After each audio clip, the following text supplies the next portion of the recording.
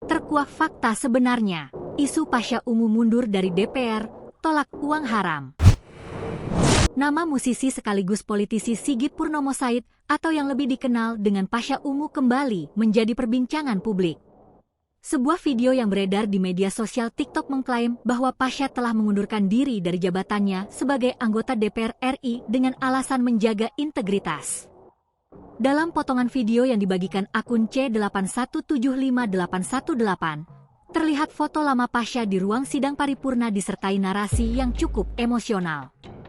"Saya tidak mau ikut-ikut makan uang haram, lebih baik mundur demi rakyat saya." Pernyataan ini sontak menuai banyak respons. Warganet menyebut langkah Pasha sebagai sikap heroik dan bentuk perlawanan dari dalam parlemen. Namun, benarkah kabar tersebut sesuai fakta? Isu mundurnya Pasha Ungu dipastikan hoaks. Hingga Minggu, 24 Agustus 2025, baik pihak DPR RI maupun Pasha sendiri belum memberikan klarifikasi resmi terkait isu pengunduran diri. Namun, sejumlah bukti memperlihatkan bahwa kabar ini hanyalah hoaks.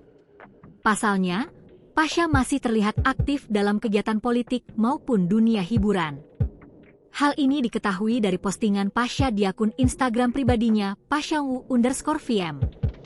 Beberapa kegiatan Pasha diantaranya: ia sempat hadir mendukung Zulkifli Hasan dalam acara bedah buku yang dibagikan lewat Instastory pribadinya. Malam harinya, ia juga tampil manggung di Depok. Video penampilannya bahkan diunggah ulang oleh beberapa akun Instagram.